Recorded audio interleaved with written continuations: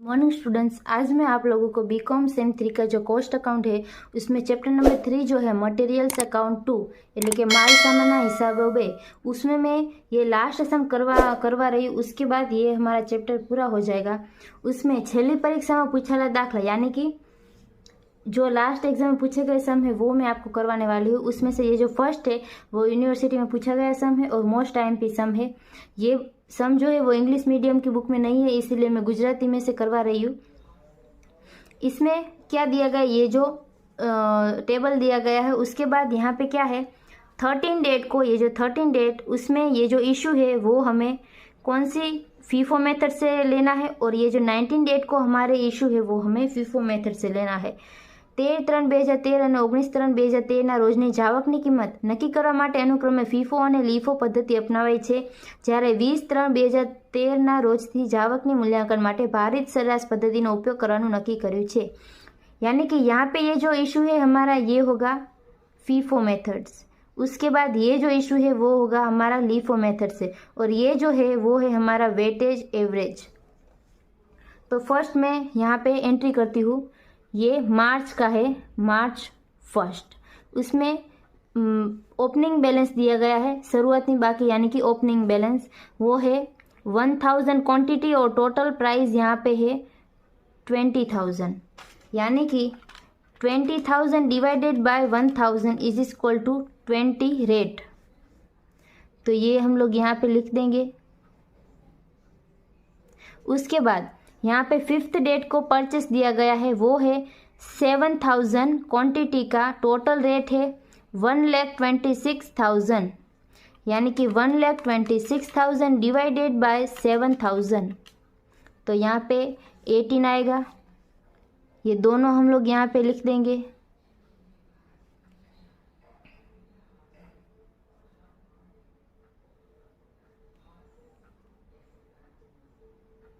उसके बाद यहाँ पे 8th को भी परचेस दिया गया है, वो है 4000 यूनिट्स का, टोटल अमाउंट है 88,000, यानी कि 88,000 डिवाइडेड बाय 4000, 22 रेट आएगा। वो भी हम लोग इसमें ऐड कर देंगे।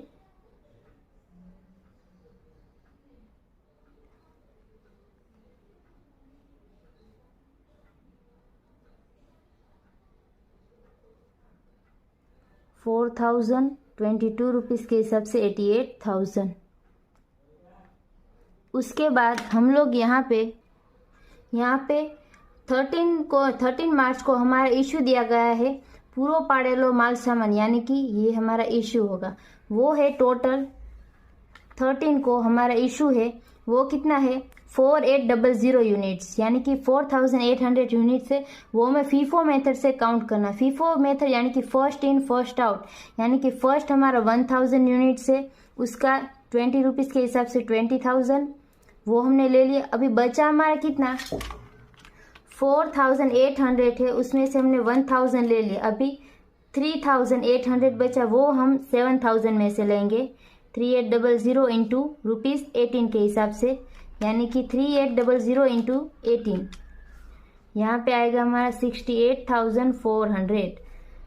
अभी यहाँ पे हमारा कितना बैलेंस बचा, तो वो है ये 1000 हमने यहाँ पे इशू कर दिया। उसके बाद 7000 जो है 7000, उसमें से 3800 हमने यूज़ कर लिया है, इशू कर दिया है, यानी कि यहाँ पे बचा 3200, उसका रुपीस है 18, तो 57,600।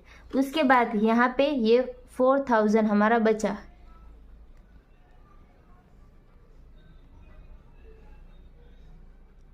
उसके बाद यहाँ पे 15 डेट को है हमारा परचेस, वो है 800 यूनिट्स का, टोटल अमाउंट है हमारा 20,000, यानी कि ये जो 20,000 है उसके डिवाइडेड बाय 800 हम लोग करेंगे तो 25 हमारा आंसर आएगा। तो यहाँ पे हम लोग टोटल लिख देंगे 4000 और 800, यहाँ पे 18, 22 और 25। उसके बाद अमाउंट 20,000। उसके बाद यहाँ पे 19th डेट को पूरो पाड़ेलो माल सामान यानी कि इशू है ये, तो वो है 4000 यूनिट्स का। 19 को इशू है 4000 यूनिट्स का, वो हमें लीफो मेथड से ढूंढना है, यानी कि लास्ट इन फर्स्ट आउट। तो लास्ट में हमारा स्टॉक था 800, तो उसमें 25 रुपीज़ के हिसाब से ये हमने ले लिए। उसके बाद यहाँ पे टोटल हमारा था 4000 यूनिट्स का, उसमें हमने 800 ले लिए, तो बचा हमारा 3200। ये हम लोग ये जो लास्ट से हम लोग लेंगे, तो ये 4000 है, उसमें से हम लोग लेंगे तो रुपी से 22 इंटू 22 यानी कि 70400। अभी यहाँ पे कितना स्टॉक बचा, 3200 इंटू 18 यानी कि 57,600। और ये जो 4000 हमारा है उसमें से हमने 3200 यूज़ कर लिया है, तो यहाँ पे बचा 800, वो है 22 रुपीज़ के हिसाब से इंटू 22 यानी कि 17600।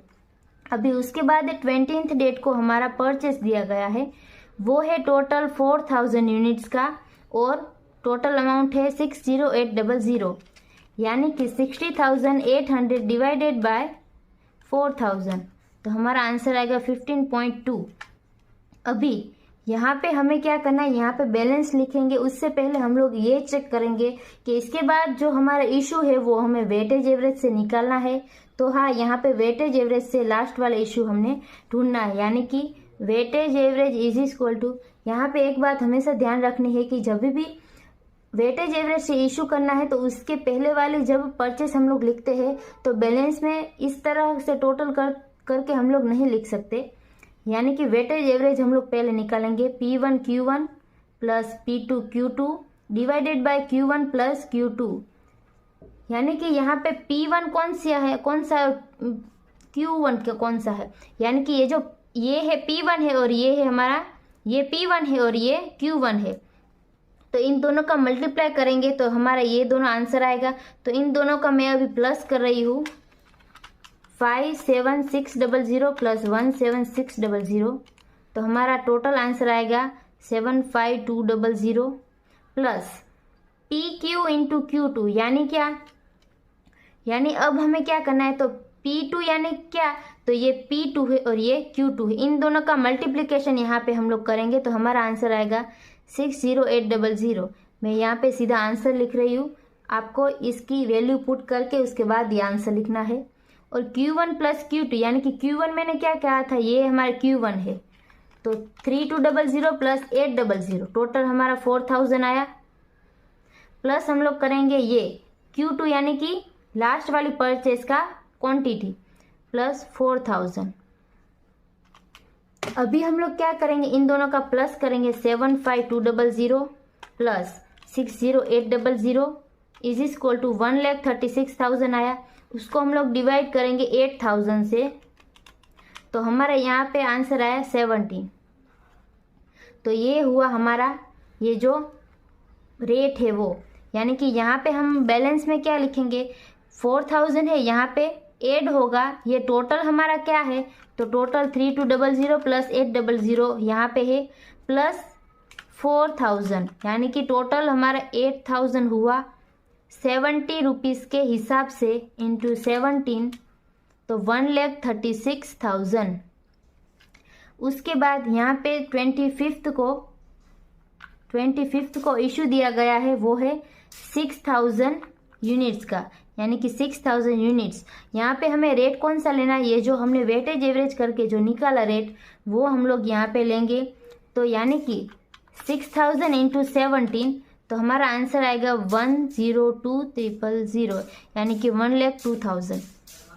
तो यहाँ पे हमने हमारा 8000 स्टॉक था, उसमें से 6000 हमने ले लिए, तो हमारा यहाँ पे स्टॉक बचेगा 2000 रुपीज़ का।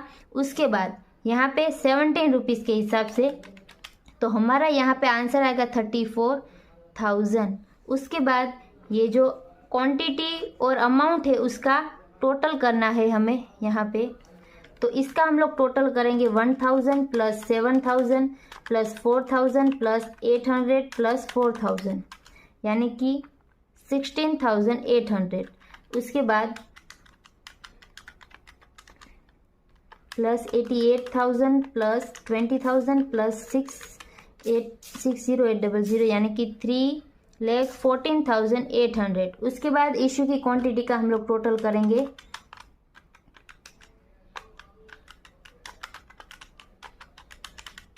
तो वो यहाँ पे आया 14,800। उसके बाद यहाँ पे हम लोग इशू की अमाउंट का टोटल करेंगे।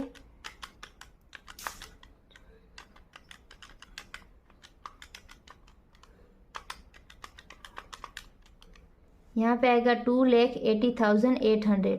उसके बाद इस बैलेंस का टोटल हमें कैसे करना है, लास्ट जो हमारे बैलेंस बची वो हो 2,000 रुपीज़ और लास्ट जो हमारी अमाउंट बची 34,000। ये हो गया हमारा फाइनल आंसर। तो यहाँ पे हमारा ये चैप्टर पूरा होता है। I hope you understand and thank you all.